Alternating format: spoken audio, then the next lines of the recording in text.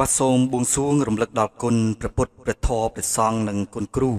និងបារមីទាំងអស់ដែលបានផ្ដល់នូវការដឹងមុននៃជោគជតារិស័យរបស់ឆ្នាំទាំង12ដើម្បីយកមកធ្វើការបកស្រាយទៅកាន់ពុកម៉ែបងប្អូនដើម្បីសន្តាប់ដូចតទៅមុននឹងធ្វើការបកស្រាយលើជោគជតារិស័យរបស់ឆ្នាំទាំង12ខ្ញុំសូមបួងសួងនៅរាល់វត្ថុស័ក្តិសិទ្ធិសូមជួយឲ្យពុកម៉ែបងប្អូនដែលបានចូលមកកាន់เพจរបស់លោកគ្រូសូមឲ្យសុខចម្រើនរោគទទួលទានមានបានសុខភាពល្អហេងទាំងអស់គ្នាបន្ទាប់ពីធ្វើការរំលឹកគុណនិងឲ្យពរជ័យដល់ឆ្នាំទាំង12ពេលនេះខ្ញុំសូមចាប់ផ្ដើមទស្សទាយជោគជតារិស័យសម្រាប់ឆ្នាំទាំង12សម្រាប់ថ្ងៃពុទ្ធ6រោចខែផល្គុនឆ្នាំរោងឆស័កពុទ្ធសករាជ2568ត្រូវនឹងថ្ងៃទី19ខែមិនិនាឆ្នាំ2025ចំពោះអស់លោកអ្នកដែលកើតនៅក្នុងឆ្នាំជូតរិស័យថ្ងៃនេះមិនសូវល្អទេលោកអ្នកមានអារម្មណ៍មិនសូវស្រឡះក្នុងខ្លួនដោយសារតែបញ្ហាគិតច្រើនដោយសាររិស័យថ្ងៃនេះមិនសូវល្អសូមកាត់បន្ថយការគិតរឿងដែលកន្លងដែលមិនទាន់ចេញដោះមិនទាន់ចេញត្រូវប្រើសកម្មភាពធ្វើរឿងថ្មីឲ្យល្អលុះដល់ថ្ងៃដែលរិស័យល្អបន្តិចសឹមយើងគិតទៅអាចរកផ្លូវបានហើយនេះគេហៅថាគិតឲ្យចំពេលចំពោះរឿងការងារសម្រាប់អស់លោកអ្នកដែលមានការងារជាប្រចាំការងាររបស់អស់លោកអ្នកនៅក្នុងថ្ងៃនេះមានការផ្លាំងផ្លាត់ច្រើនដោយសារតែខ្វះការប្រុងប្រយ័ត្ននិងលោកអ្នកហាក់ធ្វើការមិនបានពេញដៃដោយសារតែគិតច្រើនលើរឿងក្រៅពីការងារសម្រាប់អ្នកប្រកបរបររកស៊ីថ្ងៃនេះការលក់ដូរមានសភាពធម្មតាពុំមានការប៉ះពាល់អ្វីឡើយហើយមួយរយៈនេះលោកអ្នកគួរខិតខំរកអ្វីថ្មីដើម្បីបន្ថែមលើមុខរបរបន្តិចទៀតអាចនឹងមានការចាប់អារម្មណ៍ពីភ្ញៀវផងដែរចំពោះស្ថានភាពស្នេហាសម្រាប់អ្នកនានគូនិងអ្នកនៅលាវលោកអ្នកមានភាពផ្អែមល្ហែមដូចធម្មតាទេការធ្វើដំណើរទីជិតឆ្ងាយមានភាពសុខដុមរមនានិងមានអ្នកមានបុណ្យតាមថែរក្សាសម្រាប់ថ្ងៃនេះលេខសំណាងរបស់លោកអ្នកគឺលេខ2លេខ7លេខ9និងលេខគូមានដូចជាលេខ33និងលេខ56ពណ៌ដែលនាំសំណាងគឺពណ៌បៃតងពណ៌ខ្មៅនិងពណ៌លឿងទុំទិសដែលនាំសំណាងគឺទិសខាងត្បូងទិសខាងលិចនិងទិសពាយក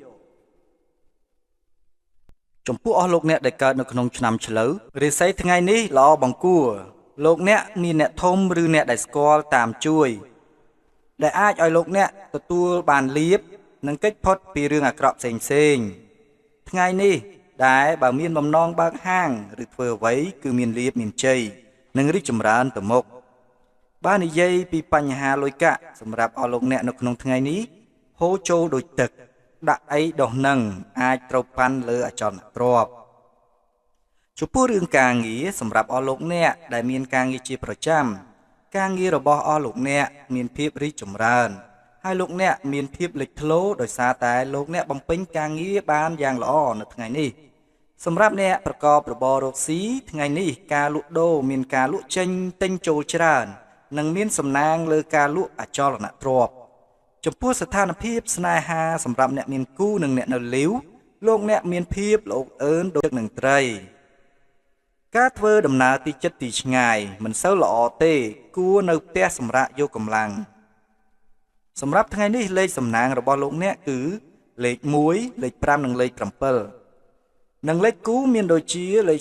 37និងលេខ97ពណ៌ដែលនាំសំណាងគឺពណ៌ត្នោតពណ៌ប្រផេះនិងពណ៌ក្រហមទិសដែលនាំសំណាងគឺទិសខាងកើតទិសខាងត្បូងនិងទិសអាគ្នេយ៍ចំពោះអស់លោកអ្នកដែលកើតនៅក្នុងឆ្នាំខាលរាសីថ្ងៃនេះល្អបង្គួរលោកអ្នកហាក់មានទេវតាតាមថែរក្សាការពារថ្ងៃនេះលោកអ្នកមានកម្លាំងធម៌ពលពិសេសដែលអាចឲ្យលោកអ្នកគិតត្រូវធ្វើត្រូវរាល់សពកិច្ចការទាំងពួងមិនថាតូចមិនថាធំដូច្នេះលោកអ្នកត្រូវចេះរំលឹកគុណដល់អ្នកមានគុណដើម្បីឲ្យដួងរាសីអ្នកកាន់តែមានពន្លឺបានពេញមួយថ្ងៃចំពោះរឿងការងារសម្រាប់អស់លោកអ្នកដែលមានការងារជាប្រចាំការងាររបស់អស់លោកអ្នកហាក់មានភាពរលូនទៅមុខដោយសារតែមានភាពវៃឆ្លាតលើការងាររបស់អ្នកក្នុងថ្ងៃនេះលោកអ្នកអាចមានដំណឹងល្អដែលអ្នកទន្ទឹងរង់ចាំយូរមកហើយ សម្រាប់អ្នកប្រកបរបររកស៊ីថ្ងៃនេះការលក់ដូរមានការលក់ចេញទិញចូលដូចសពមួយដងហើយបើដាក់លក់អចលនទ្រព្យអាចមានគេចាប់អារម្មណ៍ច្រើននៅក្នុងថ្ងៃនេះចំពោះស្ថានភាពស្នេហាសម្រាប់នាងគូនិងអ្នកនៅលាវលោកអ្នកមានភាពចង់ឈ្នះគ្នាច្រើនដូចនេះគូអត់ធ្មត់ខ្លះទៅមិនមានរឿងការធ្វើដំណើរទីជិតទីឆ្ងាយគឺមានភាពសប្បាយរីករាយទាំងទៅនឹងមកសម្រាប់ថ្ងៃនេះលេខសំណាងរបស់លោកអ្នកគឺលេខ3លេខ8និងលេខ1និងលេខគូមានដូចជាលេខ12និងលេខ67ពណ៌ដែលនាំសំណាងគឺពណ៌សពណ៌ក្រហមនិងពណ៌ខៀវទិសដែលនាំសំណាងគឺទិសខាងជើងទិសខាងលិចនិងទិសបូចំពោះអស់លោកអ្នកដែលកើតនៅក្នុងឆ្នាំថោះរិស័យថ្ងៃនេះល្អជាមធ្យមលោកអ្នកអាចនឹងត្រូវចេញទៅធ្វើការនៅផ្លូវឆ្ងាយដែលអាចធ្វើឲ្យលោកអ្នកមានការអស់កម្លាំងច្រើនដូច្នេះត្រូវប្រយ័ត្នលើបញ្ហាសុខភាពបើនិយាយពីបញ្ហាលុយកាក់សម្រាប់អស់លោកអ្នកនៅក្នុងថ្ងៃនេះគឺមិនមានអ្វីជាបញ្ហាទេតែការចំណាយរៀងច្រើនជាងរដូវបន្តិចចំពោះរឿងការងារសម្រាប់អស់លោកអ្នកដែលមានការងារជាប្រចាំការងាររបស់អស់លោកអ្នកមានការដំណើរការទៅមុខដូចរាល់ដងលោកអ្នកត្រូវខិតខំបំពេញការងារឲ្យបានពេញដៃពេញជើងបន្តិចទើបលោកអ្នកមិនទទួលការស្ដីបន្ទោសពីមេឬចៅហ្វាយនាយនៅក្នុងថ្ងៃនេះសម្រាប់អ្នកប្រកបរបររកស៊ីថ្ងៃនេះទាមទារឲ្យលោកអ្នករៀបចំខ្លួនឲ្យមានភាពទាក់ទាញបន្តិចដើម្បីជួយលើករាសីខ្លួនឯងចំពោះស្ថានភាពស្នេហាសម្រាប់អ្នកមានគូនិងអ្នកនៅលាវអាចមានការឆ្លោះទាស់ទែងបន្តិចតែពុំមានអ្វីជាចោទទេការធ្វើដំណើរទីជិតទីឆ្ងាយអាចជួបរឿងល្អៗច្រើនសម្រាប់ថ្ងៃនេះលេខសំណាងរបស់អស់លោកអ្នកគឺលេខ4លេខ2និងលេខ9និងលេខគូមានដូចជាលេខ38និងលេខ36ពណ៌ដែលនាំសំណាងគឺពណ៌ខៀវពណ៌ខ្មៅនិងពណ៌បៃតងទិសដែលនាំសំណាងគឺទិសខាងកើតទិសខាងត្បូងនិងទិសឦសានចំពោះអស់លោកអ្នកដែលកើតនៅក្នុងឆ្នាំរោងរាសីថ្ងៃនេះឡើងខ្ពស់ត្រដែតថ្ងៃនេះលោកអ្នកហាក់មានភាពស្វាហាប់លើការងារនិងការរកស៊ីមិនថាទៅទីណាមានគេស្រឡាញ់រាប់អាននិងនាំលៀបយកមកឲ្យដូច្នេះថ្ងៃនេះលោកអ្នកត្រូវខំប្រឹងកាន់តែខ្លាំងអ្នកនឹងទទួលបានកាន់តែច្រើនបើនិយាយពីបញ្ហាលុយកាក់សម្រាប់អស់លោកអ្នកនៅក្នុងថ្ងៃនេះគឺមានភាពល្អប្រសើរច្រើនបើសិនជាមានគេជំពាក់លុយអាចនឹងមានគេមកសងនៅថ្ងៃនេះបើដាក់លក់របស់អាចចំណេញច្រើនចំពោះរឿងការងារសម្រាប់អស់លោកអ្នកដែលមានការងារជាប្រចាំការងាររបស់អស់លោកអ្នកគឺល្អក្រៃលែងមេឬចៅហ្វាយនាយកោតសរសើរនិងកំពុងរៀបចំដំឡើងប្រាក់ខែឬមុខតំណែងឲ្យលោកអ្នកដូច្នេះថ្ងៃនេះលោកអ្នកត្រូវរៀបចំខ្លួនឲ្យបានត្រឹមត្រូវនិងប្រឹងប្រែងលើការងារឲ្យបានល្អជាងរាល់ដងទើបកាយសំណាងលោកអ្នកចេញពន្លឺជួយអ្នកឲ្យកាន់តែលេចធ្លោសម្រាប់លោកអ្នកដែលប្រកបរបររកស៊ីថ្ងៃនេះការលក់ដូរមានភ្ញៀវចូលទិញច្រើននិងមានគេមកហៅបណ្ដាក់ទុនរកស៊ីជាមួយផងដែរចំពោះស្ថានភាពស្នេហាសម្រាប់អ្នកមានគូនិងអ្នកនៅលាវលោកអ្នកហាក់មានការទាមទារការយកចិត្តទុកដាក់ពីដៃគូបើអ្នកមានគូអាចដៃគូទាមទារឲ្យលោកអ្នកថ្នាក់ថ្នមនិងយកចិត្តជាខ្លាំងការធ្វើដំណើរទីជិតទីឆ្ងាយគឺមានភាពរីករាយនិងស្រស់ស្រាយបំផុតសម្រាប់ថ្ងៃនេះលេខសំណាងរបស់លោកអ្នកគឺមានលេខ1លេខ2និងលេខ5និងលេខគូមានដូចជាលេខ92និងលេខ11ពណ៌ដែលនាំសំណាងគឺពណ៌សពណ៌ស្វាយនិងពណ៌ទឹកក្រូចទិសដែលនាំសំណាងគឺទិសខាងត្បូងទិសខាងលិចនិងទិសអាគ្នេយ៍ចំពោះអស់លោកអ្នកដែលកើតនៅក្នុងឆ្នាំម្សាញ់រាសីថ្ងៃនេះឡើងខ្ពស់ត្រដែតបើចង់ពឹងពាក់អ្នកដទៃឲ្យជួយក្នុងរឿងអ្វីមួយតែងតែហុចលទ្ធផលល្អៗមកវិញគ្រាន់ជាទីពេញចិត្តផងដែរក្នុងថ្ងៃនេះផ្ដល់លទ្ធផលល្អៗទាំងការប្រកបការងារតាក់ទងនឹងប្រកាសឬការសម្រេចចិត្តធ្វើកិច្ចសន្យាអ្វីមួយផងដែរអ្នកដែលប្រកបរបររកស៊ីជួញដូរមានការចម្រើនលូតលាស់និងបើចង់បើករបរថ្មីក៏ជាពេលវេលាល្អប្រសើរផងដែររីឯសេចក្តីស្នេហាប្រុសស្រីកំឡោះក្រមុំមានភាពស្រស់ស្រាយ និងបើមានចំនួនវិវាទជាពេលវេលាល្អក្នុងការដោះស្រាយជាទីបំផុតការធ្វើដំណើរទីចិត្តទីឆ្ងាយឃើញថាមិនមានអ្វីជាបញ្ហាចោទនោះទេ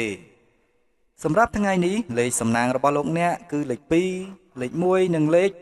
6និងលេខគូមានដូចជាលេខ72និងលេខ18ពណ៌ដែលនាំសំណាងគឺពណ៌មាសពណ៌ក្រហមនិងពណ៌បៃតងទិសដែលនាំសំណាងគឺទិសខាងលិចទិសខាងជើងនិងទិសពាយកសូមខមមិនលេខ242ដើម្បីទទួលលាភទទួលជ័យក្នុងថ្ងៃនេះចំពោះអស់លោកអ្នកដែលកើតនៅក្នុងឆ្នាំមមីរាសីថ្ងៃនេះមិនសូវល្អទេលោកអ្នកអាចជួបរឿងសៅហ្មងក្នុងចិត្តរៀងរាល់កិច្ចការអ្វីហាក់មិនសមប្រកបចិត្តរបស់អស់លោកអ្នកទេលោកអ្នកគួរតែមានចិត្តអំណត់និងបើកចិត្តឲ្យទូលាយពីព្រោះការនិយាយស្ដីរបស់លោកអ្នកសម្រាប់ថ្ងៃនេះអាចបង្កជារឿងរ៉ាវពីគ្មានរឿងអាចទៅជាមានរឿងហើយរឿងតូចអាចទៅជារឿងធំក៏ថាបានអ្នកមិនគួរតបតអ្វីទាំងអស់នោះរឿងទាំងបំប៉ាល់ម៉ានដែលចូលក្នុងជីវិតអ្នកនឹងបានធូរស្រាលក្នុងរយៈពេលដ៏ខ្លីចំពោះរឿងការងារសម្រាប់អស់លោកអ្នកដែលមានការងារជាប្រចាំ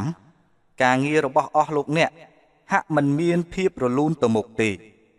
លោកអ្នកគួរតែពិនិត្យលើការងាររបស់លោកអ្នកម្ដងហើយម្ដងទៀតព្រោះលោកអ្នកអាចមានចំណុចខ្វះខាតត្រង់ចំណុចណាមួយហើយលោកអ្នកអាចនឹងមានការស្ដីបន្ទោសពីថ្នាក់លើឬពីមេរបស់អស់លោកអ្នកនឹងអាចមានការកាត់ប្រាក់ខែឬប្រាក់ឧបត្ថម្ភផ្សេងនៅក្នុងថ្ងៃនេះសម្រាប់អ្នកលក់ដូរធ្វើជំនួញគឺមានឱកាសថ្មីច្រើនដោយមុនស្នេហ៍សម្ដីនឹងទុកមុខរបស់អ្នកធ្វើឲ្យដៃគូសហការមានជំនឿចិត្តរកស៊ីជាមួយអ្នកប្រកបដោយផ្លែផ្កាយ៉ាងរលូនទៅមុខចំពោះស្ថានភាពគ្រួសារលោកអ្នកមានភាពផ្អែមល្ហែមខ្លាំងណាស់ថ្ងៃនេះលោកអ្នកមិនមានការទាស់ទែងអ្វីទេជាមួយដៃគូរបស់លោកអ្នកការធ្វើដំណើរទីចិត្តទីឆ្ងាយជាមួយក្រុមគ្រួសារគឺប្រកបដោយសុខសុវត្ថិភាពនិងភាពរីករាយក្រៃលែងចំពោះបញ្ហាសុខភាពលោកអ្នកគួរតែប្រុងប្រយ័ត្នចំពោះក្រពះថ្លើមនិងថង់ប្រមាត់សូមជៀសវាងការប្រើប្រាស់គ្រឿងស្រវឹងច្រើនពេកនិងការគ្រប់គ្រងរបបអាហាររបស់លោកអ្នកប្រសិនបើលោកអ្នកមានណាត់លោកអ្នកត្រូវទៅពិនិត្យសុខភាពតាមកាលកំណត់សម្រាប់ថ្ងៃនេះលេខសំណាងរបស់លោកអ្នកគឺលេខ3លេខ4និងលេខ9និងលេខគូមានដូចជាលេខ34និងលេខ49ពណ៌ដែលនាំសំណាងគឺពណ៌ក្រហមពណ៌បៃតងនិងពណ៌ស្វាយទិសដែលនាំសំណាងគឺទិសខាងកើតទិសខាងត្បូងនិងទិសឦសានចំពោះអស់លោកអ្នកដែលកើតនៅក្នុងឆ្នាំមមែរាសីរបស់អស់លោកអ្នកល្អជាមធ្យមចំពោះការរស់នៅប្រចាំថ្ងៃលោកអ្នកហាក់មានគំនិតនិងជំនាញខាងវិជ្ជាជីវៈកើនឡើងលោកអ្នកអាចបង្កើតគម្រោងថ្មីឬជជែកពិភាក្សាបានដោយជោគជ័យនៅក្នុងថ្ងៃនេះចំពោះបញ្ហាស្នេហាសម្រាប់លោកអ្នកដែលមានដៃគូហាក់មិនមានអ្វីគួរឲ្យកត់សម្គាល់ទេនៅក្នុងថ្ងៃនេះទោះជាមានការតាក់ពាក្យសម្ដីបន្តិចបន្តួចក្តីតែក៏ស្នេហាអស់លោកអ្នកមានភាពស្មោះត្រង់នឹងគ្នាចំពោះការងាររបស់អស់លោកអ្នកប្រកបដោយប្រក្រតីតែលោកអ្នកអាចនឹងមានការងារច្រើនជាងសពមួយដងដូច្នេះវាសំខាន់ណាស់ដែលលោកអ្នកត្រូវចេះបែងចែកការងារឲ្យល្អប្រសើរក្នុងពេលស្របគ្នានេះដែរការងារខាងក្រៅហាក់មានភាពរគូរកើច្រើនដែលធ្វើសកម្មភាពការងាររបស់អ្នករងឥទ្ធិពលច្រើនផងដែរដូច្នេះសូមពិនិត្យលើការងាររបស់លោកអ្នកឲ្យបានល្អិតល្អន់មុននឹងចេញជាលទ្ធផលសម្រេចចំពោះការធ្វើដំណើរលោកអ្នកមិនគួរធ្វើដំណើរកម្សាន្តទៅកាន់ទីឆ្ងាយទេជាពិសេសកន្លែងដែលមានទឹកជ្រៅឬនៅព្រៃជ្រៅសម្រាប់ថ្ងៃនេះលេខសំណាងរបស់លោកអ្នកគឺលេខ6លេខ7និងលេខ9និងលេខគូមានដូចជាលេខ67និងលេខ79ពណ៌ដែលនាំសំណាងគឺពណ៌លឿងពណ៌ផ្ទៃមេឃនិងពណ៌ត្នោតទិសដែលនាំសំណាងគឺទិសខាងត្បូងទិសខាងជើងនិងទិសឦសានសូមខមមិនលេខ881ជាលេខសំណាងនិងនាំលាភជូនលោកអ្នក ចំពោះអស់លោកអ្នកដែលកើតនៅក្នុងឆ្នាំវករិស័យថ្ងៃនេះល្អបង្គួរថ្ងៃនេះលោកអ្នកអាចនឹងជួបមនុស្សមកពីចម្ងាយនាំរឿងល្អមកប្រាប់ហើយលោកអ្នកហាក់មានបំណងចង់ផ្លាស់ប្ដូរកន្លែងការងារក៏អាចពឹងពាក់គេបានដែរបើនិយាយពីបញ្ហាលុយកាក់សម្រាប់លោកអ្នកក្នុងថ្ងៃនេះមានភាពល្អប្រសើរច្រើននិងចំណូលអាចបានមកពីការសងប្រាក់ពីអ្នកដទៃចំពោះរឿងការងារសម្រាប់អស់លោកអ្នកដែលមានការងារជាប្រចាំលោកអ្នកនឹងត្រូវបានគេជួយជ្រោមជ្រែងស្រឡាញ់រាប់អានច្រើនបើមានបំណងផ្លាស់ប្ដូរការងារឃើញថានឹងទទួលបានជោគជ័យព្រោះជើងលេខរបស់អ្នកល្អប្រសើរខ្លាំងលើការផ្លាស់ប្ដូរនេះសម្រាប់អ្នកប្រកបរបររកស៊ីថ្ងៃនេះការលក់ដូរមានការលក់ចេញទិញចូលដោយសពដងចំពោះស្ថានភាពស្នេហាសម្រាប់អ្នកមានគូនិងអ្នកនៅលាវលោកអ្នកមានការយោគយល់គ្នាច្រើនហើយអាចមានកាដូពីដៃគូផងដែរការធ្វើដំណើរទីជិតទីឆ្ងាយមានអ្វីជាបញ្ហាទេសម្រាប់ថ្ងៃនេះលេខសំណាងរបស់លោកអ្នកគឺលេខ3លេខ6និងលេខ2និងលេខគូមានដូចជាលេខ18និងលេខ82ពណ៌ដែលនាំសំណាងគឺពណ៌សពណ៌ប្រផេះនិងពណ៌ខៀវទិសដែលនាំសំណាងគឺទិសខាងកើតទិសខាងត្បូងនិងទិសបស្ចិមសូមខមមិនលេខ344ដែលជាលេខមង្គលនាំលៀបនាំប្រាក់ចំពោះអស់លោកអ្នកដែលកើតនៅក្នុងឆ្នាំរការាសីថ្ងៃនេះមិនសូវល្អទេលោកអ្នកអាចជួបរឿងដែលស្មុគស្មាញដោះស្រាយមិនចេញទាល់តែទៅពឹងពាក់គេទើបអាចជួយដោះស្រាយបានហើយការពឹងពាក់ត្រូវគិតពីរបៀបពឹងពាក់គេនិងប្រុងប្រយ័ត្នមិនដូច្នេះទេរឿងដោះមិនទាន់ចេញផងអាចនឹងមានរឿងជាមួយអ្នកដែលអស់លោកអ្នកពឹងពាក់ឲ្យជួយបើសិនជាត្រូវពឹងពាក់គេយើងត្រូវរៀបចំព្រោះថាអ្នកជួយយើងនឹងអាចនឹងចាប់កំហុសយើងបើនិយាយពីបញ្ហាលុយកាក់សម្រាប់លោកអ្នកនៅក្នុងថ្ងៃនេះមានលុយហូរចូលគ្រាន់បើជាងរាល់ដងចំពោះរឿងការងារសម្រាប់អស់លោកអ្នកដែលមានការងារជាប្រចាំការងាររបស់អស់លោកអ្នកនៅក្នុងថ្ងៃនេះមានបញ្ហាច្រើនដែលត្រូវដោះស្រាយទាមទារឲ្យលោកអ្នកអត់ធ្មត់ដោះស្រាយលោកអ្នកត្រូវពិចារណាឲ្យបានគ្រប់ជ្រុងជ្រោយទើបមិនមានបញ្ហាសម្រាប់អ្នកប្រកបរបររកស៊ីថ្ងៃនេះការលក់ដូរបានកម្រៃជាងសពមួយដងតែត្រូវខិតខំយកចិត្តភ្ញៀវបន្តិចចំពោះស្ថានភាពស្នេហាសម្រាប់អ្នកមានគូនិងអ្នកនៅលាវលោកអ្នកមានសភាពមើលបំណាំគ្នាដូច្នេះត្រូវចេះកាត់ចិត្តមានអ្នករបស់ខ្លួនទើបអាចឲ្យដៃគូអ្នកស្រឡាញ់អ្នកកាន់តែខ្លាំងការធ្វើដំណើរទីជិតទីឆ្ងាយលោកអ្នកអាចនឹងមានគេបបួលដើរលេងនៅសប្តាហ៍ក្រោយសម្រាប់ថ្ងៃនេះលេខសំណាងរបស់លោកអ្នកគឺលេខ3លេខ4និងលេខ9និងលេខគូមានដូចជាលេខ93និងលេខ16ពណ៌ដែលនាំសំណាងគឺពណ៌ខៀវពណ៌បៃតងនិងពណ៌ស្វាយទិសដែលនាំសំណាងគឺទិសខាងកើតទិសខាងជើងនិងទិសនិរដីចំពោះអស់លោកអ្នកដែលកើតនៅក្នុងឆ្នាំចរាសីរបស់អស់លោកអ្នកល្អជាមធ្យមដំណើរជីវិតរបស់លោកអ្នកនៅក្នុងថ្ងៃនេះមិនគប្បីប្រសើរប៉ុន្មានទេដោយនេះគូមានការប្រយ័ត្នប្រយែងមុនធ្វើអ្វីៗតែមានការភ្លៀងផ្លត់ណាស់លោកអ្នកអាចត្រូវបានគេស្ដីបន្ទោសឬបង្ករឿងអាក្រក់ណាមួយកើតឡើងផងដែរចំពោះស្នេហាបញ្ហាស្នេហាកំឡោះក្រមុំឬពោះម៉ាយមេម៉ាយក្តីកើតមានភាពប្រទាំងប្រទើសឬប្រឆាំងគ្នាច្រើនចំពោះការងារសម្រាប់ការងាររបស់លោកអ្នកហាក់មិនសូវរលូនទៅមុខប៉ុន្មានទេការងាររបស់អ្នកហាក់រវល់បន្តិចតែក៏មិនមានបញ្ហាអ្វីចោទទេចំពោះអ្នកប្រកបរបររកស៊ីឬមុខជំនួញលៀបតូចធំពុំសូវសម្បូរទេព្រោះបើមិនមកហួសក៏ត្រូវអ្នកដទៃដណ្ដើមយកអស់មុនដែរចំពោះការធ្វើដំណើរទីជិតទីឆ្ងាយគូមានការយកចិត្តទុកដាក់សុវត្ថិភាពតលខ្លួនបន្តិចទៅប្រសើរសម្រាប់ថ្ងៃនេះលេខសំណាងរបស់លោកអ្នកគឺលេខ4លេខ1និងលេខ8និងលេខគូមានដូចជាលេខ61និងលេខ19ពណ៌ដែលនាំសំណាងគឺពណ៌ស្រកានាគពណ៌បៃតងនិងពណ៌មង្ឃុតសម្រាប់ទិសដែលនាំសំណាងគឺទិសខាងកើតទិសខាងជើងនិងទិសឦសាន សូមខមមិនលេខ167ដើម្បីទទួលលាភទទួលសំណាងនៅថ្ងៃនេះចំពោះអស់លោកអ្នកដែលកើតនៅក្នុងឆ្នាំកុលរិស័យថ្ងៃនេះឡើងខ្ពស់ត្រដែតថ្ងៃនេះលោកអ្នកមានការណាត់ជួបជុំពីសំណាក់មិត្តភ័ក្តិឬអ្នកស្គាល់គ្នាដែលខានជួបគ្នាយូរដើម្បីពិភាក្សាគ្នាពីការនឹករលឹកឬអាចនឹងមានការបង្ហាញផ្លូវលើរឿងល្អៗសម្រាប់អ្នកបើនិយាយពីបញ្ហាលុយកាក់សម្រាប់អស់លោកអ្នកនៅក្នុងថ្ងៃនេះគឺមានភាពល្អប្រសើរច្រើនតែមិនគួរផ្ដល់លុយកាក់ទៅអ្នកដទៃដើម្បីខ្ចីឬជួយគេនោះទេចំពោះរឿងការងារសម្រាប់អស់លោកអ្នកដែលមានការងារជាប្រចាំការងាររបស់អស់លោកអ្នកនៅក្នុងថ្ងៃនេះគឺមានភាពល្អប្រសើរច្រើនតែមានភាពមមាញឹកបន្តិចដោយសារតែមិត្តរួមការងាររបស់អ្នកអាចនឹងមានធុរៈដែលធ្វើឲ្យលោកអ្នកត្រូវបំពេញការងារជំនួសគេច្រើនតែអ្វីដែលអ្នកធ្វើនឹងហុចផ្លែផ្កានៅថ្ងៃក្រោយមកវិញសម្រាប់លោកអ្នកដែលប្រកបរបររកស៊ីថ្ងៃនេះមានការគាំទ្រច្រើនពីភ្ញៀវនិងអាចមានគេនាំលៀបយកមកឲ្យដល់កន្លែងផងដែរចំពោះស្ថានភាពស្នេហាសម្រាប់អ្នកមានគូនិងអ្នកនៅលីវ